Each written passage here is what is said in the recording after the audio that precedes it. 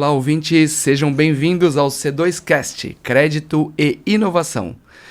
Eu, César Galvão, hoje vamos mergulhar em um caso intrigante de execução de título executivo extrajudicial que aconteceu recentemente. Isso mesmo, trouxemos aqui o nosso especialista em FDICs, Factoring Securitizadora, advogado, doutor Alexandre Fux. Seja bem-vindo. Muito obrigado, bom dia. Bom dia! Estamos aqui no sul do país, especialmente para entrevistá-lo. É um prazer imenso tê-lo conosco. O tema é, Alexandre, nota comercial, execução de título extrajudicial, né? Você poderia falar um pouquinho para nós a respeito? Sim, a nota comercial, o que nós temos que entender, a comunidade jurídica, tá?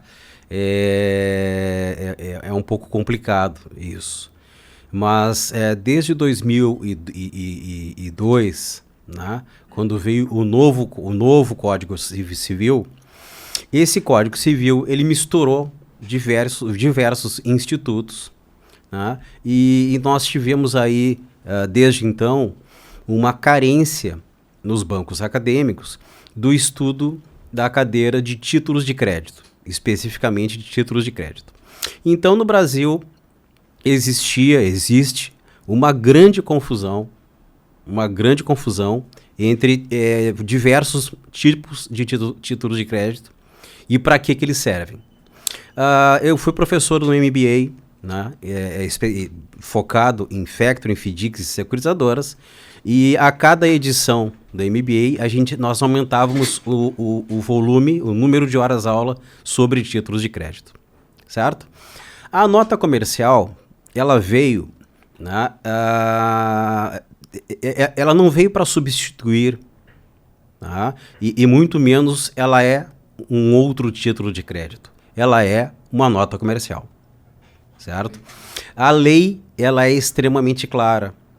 Tá? A nota comercial, ela é um título, tá? De emissão, aonde é um título executivo extrajudicial. O que significa isso? Eu posso executar a nota comercial, certo? Eu posso entrar com uma ação de execução com a nota comercial. Eu não preciso protestar a nota comercial, tá? É dispensado o protesto.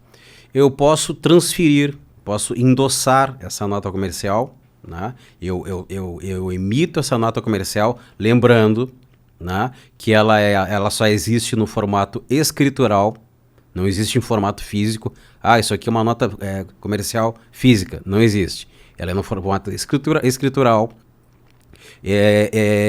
escriturada dentro de uma infraestrutura do mercado financeiro autorizada pela CVM. Certo?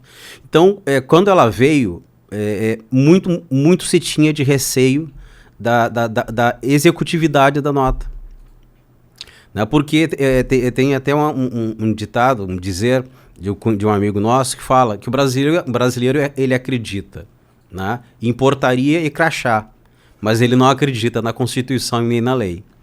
E a lei, ela é curta, extremamente curta, artigo 45 da lei, né? E muito clara, extremamente clara, né? Dando o poder executivo à nota comercial. Então, nós experimentamos, mas nós tínhamos uma dúvida. Né? A prima irmã da nota comercial, que é a CCB, Cédula de Crédito Bancário, ela existe agora, completando, né, esse ano, 20 anos. Então, foram 20 anos, né, de tramitação de demandas, e nós temos no escritório, tivemos milhares de demandas envolvendo nota comercial. CCB. Né? Então, é uma discussão que já foi sedimentada pelo Poder Judiciário, certo? Mas demorou. Demorou pelas interpretações que se tinha, né, com relação àquele modelo de título, que também é um título de crédito, mas é um título de crédito bancário, certo? Então, a nota comercial ela pode ser emitida por qualquer pessoa, tá? Uma sociedade limitada, uma sociedade cooperativada, um ente cooperativado ou uma SA. Ok. Tá? Ela pode ser emitida através do conselho de administração, não precisa de assembleia de acionistas, né? Ela é emitida contra alguém, né? Uma promessa de pagamento. Aí as pessoas perguntam, né? Angustiadas. Eu quero fazer uma nota comercial, mas para garantir a nota comercial, eu quero uma nota, eu quero uma nota promissória. Não precisa. Não há necessidade. Né? Não há necessidade. A nota comercial já é por si, né, um título pleno. E como a gente fala que na lei não existem palavras inúteis, né, a própria redação, né, do artigo 45 em diante da lei que criou, né, a nota comercial, a 14195, ela diz que é um título de livre negociação. Perfeito. Certo? Quando ela diz que a nota comercial é um título de livre negociação, ela está dizendo, e pasme, que ela é um título de livre negociação. Né? Então eu não posso criar ali dificuldades na negociação da nota comercial. Perfeito. Certo? E as pessoas também perguntam. Um mercado muito acostumado com lastro, né, de duplicatas, de nota fiscal, né, compra e venda mercantil, prestação de serviços, e as pessoas ficam muito preocupadas com o lastro da nota comercial. O que é aquilo? Perfeito.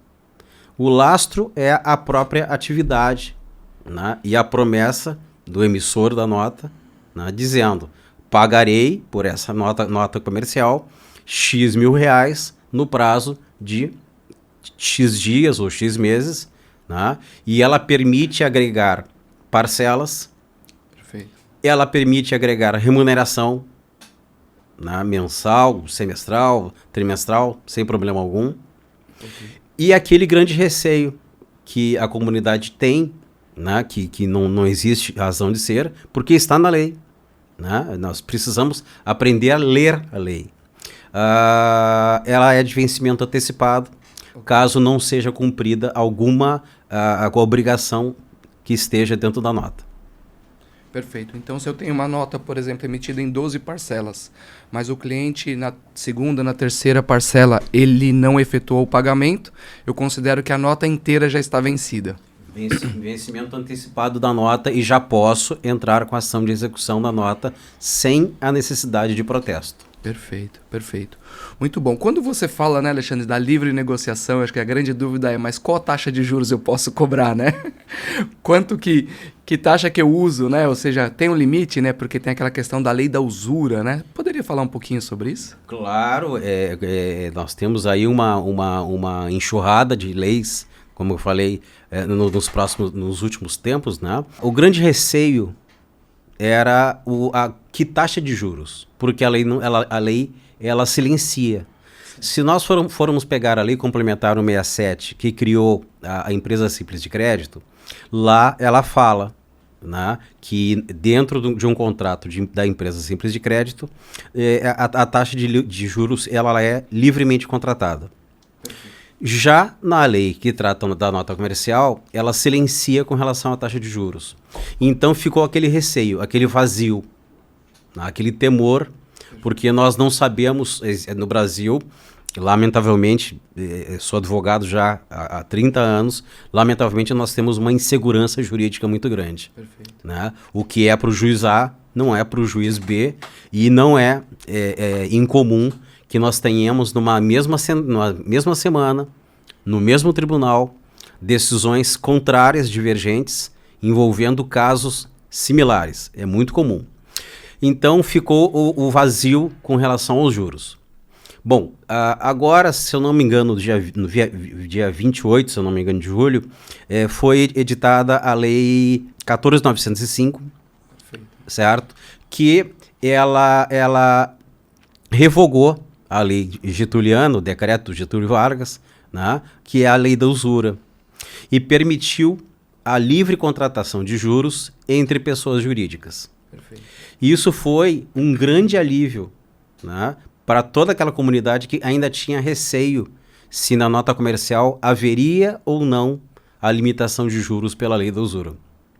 né? Então, hoje nós já sabemos, é possível contratar juros livremente dentro de uma nota comercial, né?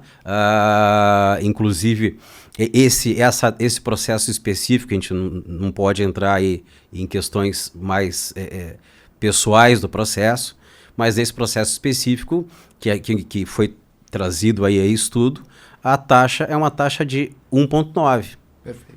Uma taxa de 1,9 é uma Selic beirando a 10,5, não é uma taxa absolutamente, uma taxa fora da curva. Perfeito. Né? Mas agora, com a lei que libera, né, que revoga, inclusive o 406, modifica o artigo 406 do Código Civil, né, nós temos mais flexibilidade na negociação de juros dentro de uma nota comercial. Perfeito, muito bom. Obrigado por um esclarecimento, né? Algo tão necessário para o nosso dia a dia. Falando ainda um pouquinho sobre a questão da jurisprudência, né? O nosso grande temor quando faz a emissão da nota, por ser uma legislação nova, né? 2021, era falar como que os juízes vão interpretar na hora de uma execução, né? Tivemos alguns casos recentemente, né? Queria que o doutor pudesse falar um pouquinho conosco, né? Que pôde estudar desses casos. Nós tivemos alguns casos, sim. Por enquanto, está 1-0. Estamos ganhando. Né? O entendimento ainda já tem sido, né?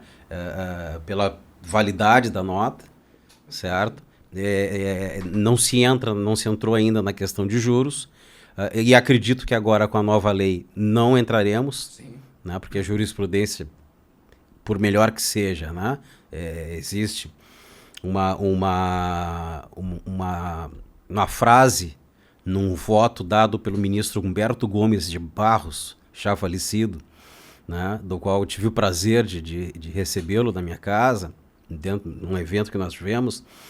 E ele tem uma frase num julgado exatamente do nosso setor de fomento, de factoring, coisa e tal, que envolvia, né, o nosso setor. Ele disse nesse voto de uma forma muito clara que a doutrina, né, o que os autores falam e a jurisprudência, por melhor que sejam, tá, elas não podem substituir a lei, porque o nosso sistema é civil law, ou seja, o direito emana da lei.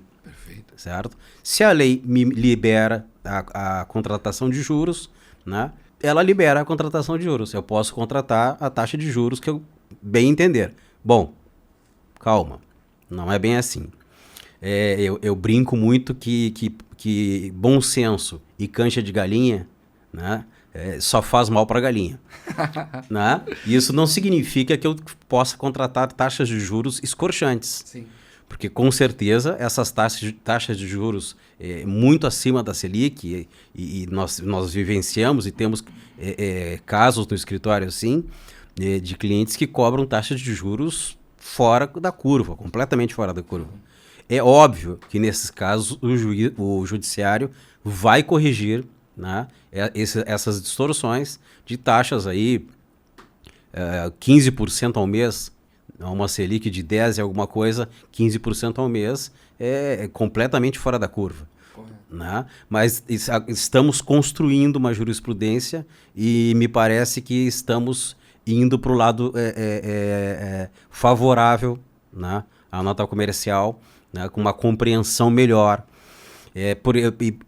Uma coisa que é boa é que o Tribunal de Justiça de São Paulo tem câmaras especializadas em direito empresarial, né, que já têm um conhecimento sólido sobre a matéria, sobre factoring, sobre securitização, sobre fundos, né, e em alguns outros estados também, né, e já se tem essa visão de se ter câmaras especializadas, né, nos tribunais, né, nesse tipo de contratação.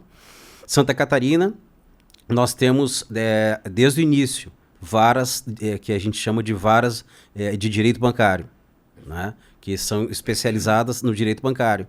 Porque o juiz, quando ele se forma, quando ele entra no judiciário, ele é um médico generalista. ele não é especialista em nada. Certo. Né? Ele tem que atender incêndios, normalmente vai para uma comarca pequena, com uma taxa de engarrafamento de processos muito grande, e ele tem que atender diversas áreas.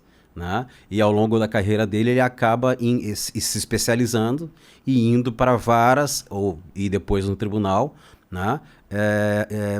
Para turmas mais especializadas, né? Mais nichadas naquele tipo de negócio, aonde ele pode exercer ali o conhecimento muito melhor, né?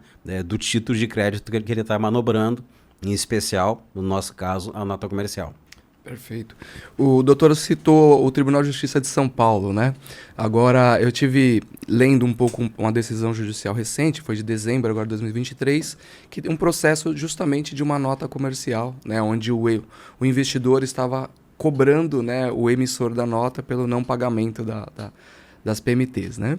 E me chamou muito a atenção que essa nota em especial, o juiz ele foi de uma forma muito célere na decisão, né? Então, menos de 30 dias ele já decidiu, e ele, nessa decisão, ele dá uma autorização para levantamento de bens, né? Pesquisa de bens em cartório de imóveis, pesquisa junto à Detran, né, para verificar automóveis, né? Como entusiasta, né, da nota comercial, fiquei muito feliz, falei, poxa, que maravilhoso, né? Porque isso está mudando um pouco aquele cenário que nós tínhamos até então de um judiciário lento, né, na sua tomada de decisões, né? Então, eu acredito que isso favoreceu muito nós credores, né, na verdade, desses títulos. Não tenha dúvida, hoje nós temos um poder judiciário que, embora tenha uma taxa de engarrafamento muito grande, né, o brasileiro ele ainda é litigomaníaco, né? Nós temos, às vezes, até por serem varas especializadas, né, o fluxo consegue ser um pouco melhor. Né? Esse caso em concreto, que a gente também olhou, né, houve uma celeridade do judiciário, um tipo de ação que a gente chama de ação de arresto, né, que é uma ação mais célere que as demais, onde existe urgência. E hoje nós também temos outras ferramentas do Poder Judiciário, como, por exemplo, o próprio Sniper, né, que é recente, que permite um overview no patrimônio do devedor, né, inclusive no patrimônio pretérito, com relação a desvios de CNPJs, imóveis, a busca no CENIB de procurações para o instrumento público para compra e venda de imóveis, transação de imóveis. Então, existe hoje o judiciário, e cada vez mais o judiciário está aparelhado na busca de bens, né, do devedor. Nós tivemos lá em 2005, quando veio a 11.101, que é a lei de recuperação de empresas, o judiciário trocou. Tá? O legislador trocou. O legislador deu para o credor, né, uma ferramenta, tá, que não tinha tanta eficácia assim na cobrança como era o antigo pedido de falência. Mas, por outro lado, houve uma alteração no Código de Processo Civil, lá em 2005, né? E depois nós tivemos outras alterações, e agora nós temos o Código Fux, chamado, não porque seja o mesmo sobrenome, mas que traz mais e outras alternativas na busca de bens, e que foi usado nessa demanda, sim, né, que nós estamos falando pontuada, né, e foi bastante célere, bastante célere. Ótimo. Isso é uma excelente notícia para nós, né? Com certeza. Estamos fazendo a concessão de crédito no dia a dia, né? Então precisamos dessa segurança, né? Segurança é um item muito importante no nosso segmento do fomento, né? Então eu queria pedir ao amigo Alexandre que pudesse falar um pouquinho recomendações, né? O que, em termos de segurança, podemos aplicar, seja nota comercial, seja instrumentos para que a nossa operação seja mais segura? Bom, a primeira coisa é não fazer nada de errado. Perfeito. Né? É aquilo que eu volto a falar, as soluções de cozinha, as gambiarras. Né? A nota comercial, ela não tem IOF, mas ela tem um FII para sua emissão. Sim. Certo? Invista no seu patrimônio, invista no seu recurso. Perfeito. certo? Ao invés de fazer as operações quadradas, que eu chamo, matéria-prima, antecipar, eu fomento a descoberto, né? E a famosa, né? Duplicata comissária, né? Que quem tem uma comissária não tem nada na mão, certo? Que invista um pouco, né? Do seu recurso em soluções efetivas, né? Em soluções legalmente previstas. Legalmente previstas. Essa é a primeira situação. A segunda situação, que a gente pega todo dia na qualidade de consultor jurídico dos sindicatos, né? E da Abrafesc, enfim, nós que respondemos às consultas, e muitas consultas são feitas, às vezes, né, por advogados, busquem colegas profissionais que sejam especialistas na área, né, que consigam explicar para o judiciário o que é, sobre o que nós estamos falando. Porque o judiciário tem muita dificuldade no regulatório. Né? Ele lida com lei, mas não com regulatório.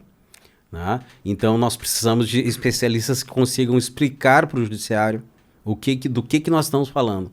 Senão ele vai ler nota comercial e ele vai parar em nota e vai achar que é nota promissória. Perfeito. E não é. Né? Nota e vai confundir com commercial paper, não é.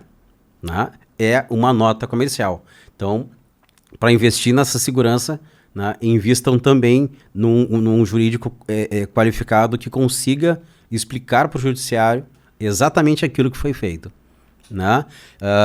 Se eu não tiver no início da esteira, né, de produção, se eu não tiver a solução de cozinha e fizer exatamente aquilo que a lei me determina, que a lei me possibilita, que a lei me faculta, né? Se eu tiver um problema de default, eu tenho um jurídico que vai poder me defender e mostrar para o judiciário aquilo que realmente aquilo que realmente que nós estamos falando, né, dentro do regulatório. Perfeito. Então a clareza, né, a expertise de um especialista, né, faz toda a diferença nesse momento de cobrança, nesse momento de execução, né? Temos vários colegas aí no Brasil que são especialistas no setor, né, extremamente, e ninguém é melhor do que ninguém. Sim. É apenas uma questão de especialização realmente, né, de poder ter a capacidade de explicar o que nós estamos falando. Perfeito. Extremamente enriquecedor esse papo. E assim chegamos ao fim de mais um episódio do C2Cast, Crédito e Inovação. Quero agradecer imensamente ao amigo Alexandre por ter participado conosco e ter esclarecido, né, de uma forma tão simples, né? Na verdade, questões que muitas vezes no nosso dia a dia são complexas, né? Quando lidamos com aquilo que não é nossa especialidade, né? Ou seja, o tema jurídico, né? Então, caso tenham, né, alguma dúvida, por favor, fiquem à vontade para nos enviar uma mensagem. Adoraremos ouvir vocês e poder prontamente respondê-la. Muito obrigado, Alexandre. Eu que agradeço. Sempre convidados estaremos aqui. Muito obrigado. Obrigado.